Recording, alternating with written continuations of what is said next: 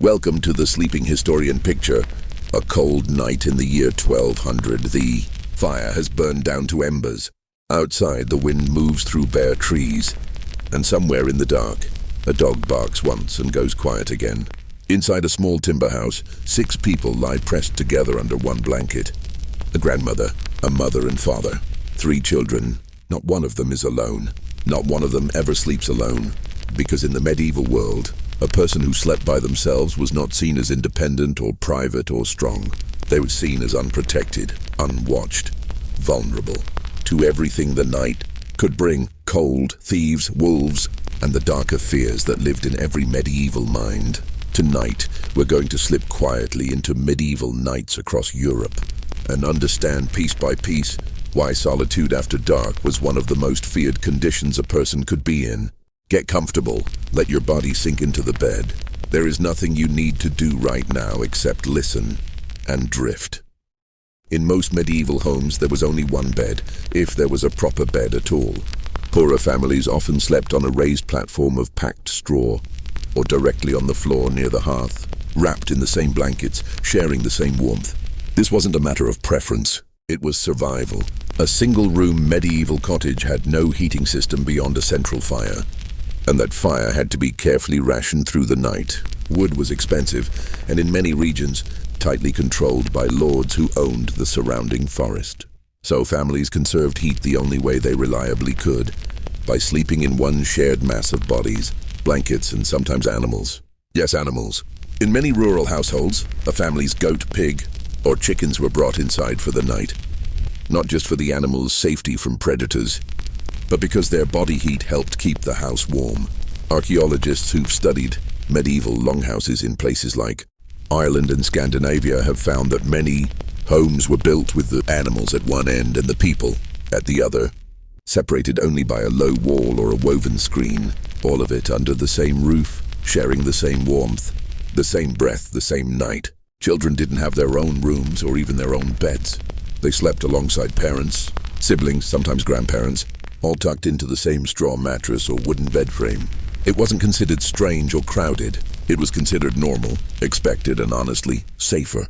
A child sleeping apart from the family was a child who could roll into the fire, wander into the cold, or simply freeze during the night without anyone noticing until morning.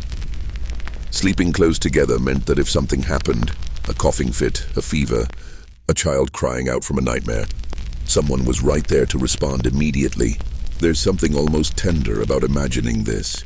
A mother's hand resting instinctively on a child's back through the night. A father's arm draped over the family, not out of romance but out of quiet, constant vigilance. In a world without nightlights, without heating systems, without locks that could truly keep danger out, the family bed was the medieval version of safety. Being close to someone else wasn't just comfort, it was protection against everything the night could throw at a single, unguarded body. In wealthier medieval households, the homes of merchants, knights, and minor nobility, sleeping arrangements looked different. But the fear of being alone at night was, if anything, even stronger. It was extremely common for servants to sleep in the same room as their master or mistress, often on a trundle bed that could be pulled out from beneath the main bed, or simply on a mat laid across the floor near the door. This wasn't just about convenience, though it was convenient to have someone ready to fetch water or stoke the fire in the middle of the night. It was about protection. A wealthy household was a target. Valuables, coin, important documents, all of it sat inside walls that, especially in earlier medieval centuries, were often just timber and plaster, easily breached by a determined intruder. Having a servant sleeping directly beside the master's bed meant there was always a witness, a first line of defense, someone who would wake at the first sound of a door creaking, open that shouldn't be opening.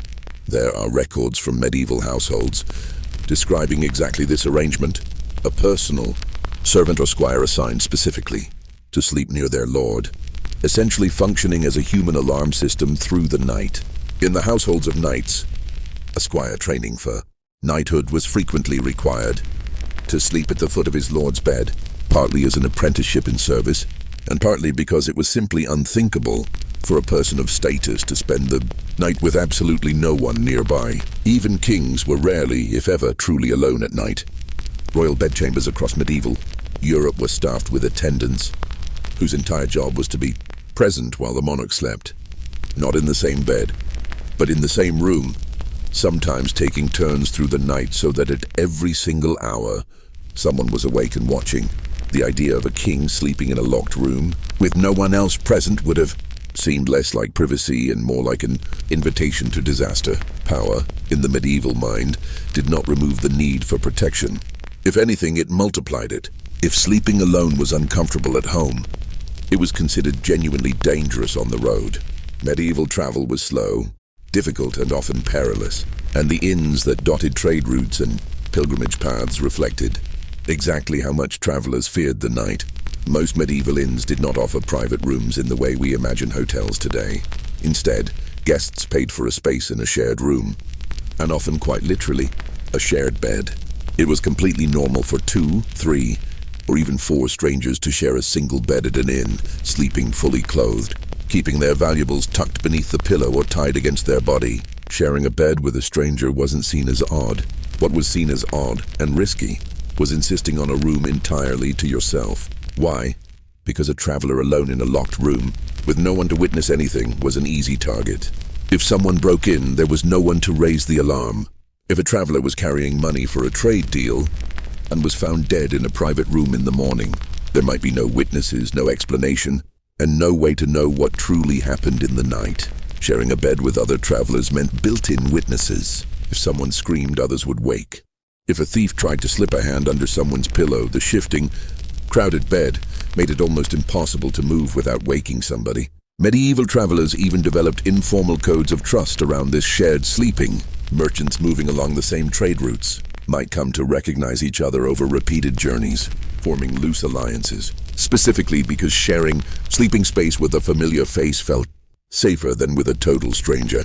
Pilgrims traveling to shrines like Santiago de Compostela often banded together into groups, precisely so that no one in the party ever had to sleep truly alone in an unfamiliar town. There's a particular kind of tiredness in this image. Dozens of exhausted travelers, dust from the road still on their clothes, packed 3 to a bed in a dim, low-ceilinged inn room, the smell of tallow candles and damp wool in the air.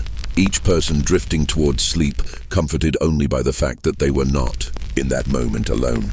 Nowhere was the fear of sleeping alone more practical, more life or death than in a medieval army camp. Soldiers on campaign faced an environment where solitude at night wasn't just uncomfortable, it was one of the leading causes of death that had nothing to do with battle at all. Armies organized their camps specifically to prevent anyone from being alone and unwatched after dark. Soldiers slept in tight groups, often assigned to specific tents or shelters, with the same small group of men throughout an entire campaign, building trust and familiarity precisely because their lives depended on it. A rotating watch system meant that at every hour of the night, a portion of the camp was awake, scanning the darkness for enemy movement while the rest slept. A soldier who wandered off from the group at night, even briefly, was taking an enormous risk. Enemy scouts moved under cover of darkness, specifically looking for isolated targets. A lone soldier, relieving himself away from camp. A sentry who had drifted from his post. A straggler who had fallen behind the main group while traveling. Medieval military commanders understood this so well that strict codes of conduct developed around it.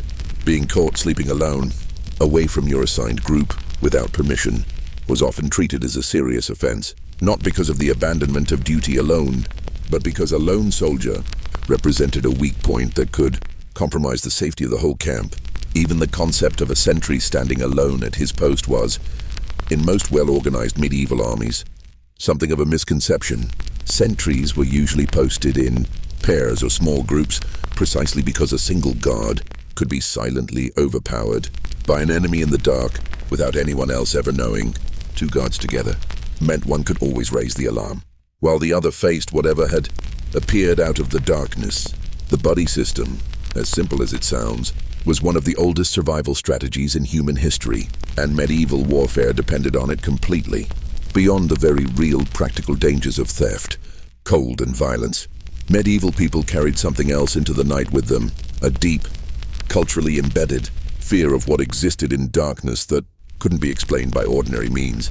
Long candlelit nights were filled with stories passed down through generations of spirits, demons, and restless dead who moved freely once the sun went down, and who were believed to seek out those who were isolated, unguarded, and alone. In many parts of medieval Europe, it was believed that evil spirits or malevolent forces had an easier time approaching a sleeping person who had no one nearby to protect them, whether through simple physical presence or through the protective power of shared prayer. Families often said prayers together before sleep, not just as ritual but as a kind of spiritual shielding for the household through the vulnerable hours of the night. A person sleeping alone missed out on this collective protection, and folklore across the continent warned of exactly what might happen as a result. Nightmares sent by malicious spirits, sudden unexplained illness, or the sense of a presence in the room that could never quite be seen. The concept of the night hag or similar sleep paralysis related folklore existed across many medieval cultures, describing a heavy, suffocating presence that would sit upon a sleeper's chest in the depths of the night, leaving them unable to move or cry out. Whether we now understand this as a neurological phenomenon or not, in the medieval mind, this experience was very real and very frightening, and it was widely believed that a person sleeping in the company of others was less likely to be targeted by whatever force caused it. There was safety in numbers, even against the invisible. Churches reinforced this belief in their own way, encouraging communal living arrangements, particularly in monasteries, where monks slept in large shared dormitories rather than private cells, specifically to guard against both physical temptation and spiritual vulnerability during the night. The very architecture of medieval religious life was built around the assumption that solitude, especially after dark, opened a person up to dangers that community and shared presence could hold at bay. Beyond individual households, entire medieval villages organized themselves around the same core idea that darkness required collective vigilance. Many towns and villages maintained a night watchman, sometimes called a bellman or town crier, whose job was to walk the streets through the night hours, calling out the time, checking for fires, and watching for any sign of trouble. The presence of the night watch meant that even someone who might technically be alone in their own home could take comfort in the knowledge that they were not entirely unwatched. The watchman's voice, calling out something like "all is well" as he passed through the streets, served as an audible reassurance that moved from house to house through the night, letting sleeping villagers know that someone remained awake and alert on their behalf. This system reflected something deeply important about how medieval communities understood safety. It was never seen as a purely individual responsibility. A village functioned as a single organism through the night, with different members taking on the role of eyes and ears while everyone else slept, and then rotating that duty through the community over time. Sleeping soundly wasn't something a person achieved alone. It was something the whole village worked together to provide for everyone within its walls. Even the physical layout of medieval villages reinforced this. Homes were often built close together, sometimes sharing walls, clustered tightly around a central green church or market square, rather than spread out individually across the landscape. This closeness meant that a scream, a bark, or the smell of smoke from one house could be noticed by neighbors almost immediately. Isolation, whether of a single sleeper in a bed or a single house on the edge of a village, was universally understood as the condition in which danger could take root unnoticed. As the fire burns down to its last embers and the candle gutters out, we're reminded of something quietly beautiful about the medieval night. In a world without electricity, without locks that could truly stop a determined intruder, without any guarantee of safety once the sun went down, people turned toward each other. They built their nights, their homes, their armies, and their villages around a single shared understanding that no one should have to face the darkness by themselves. Somewhere in that history, in that instinct to stay close, to watch over one another, to never let someone drift into sleep completely alone, there's something worth carrying with us even now, into our own quiet, comfortable nights. Let your eyes rest, let your breathing slow, and know that tonight, you too are not truly alone.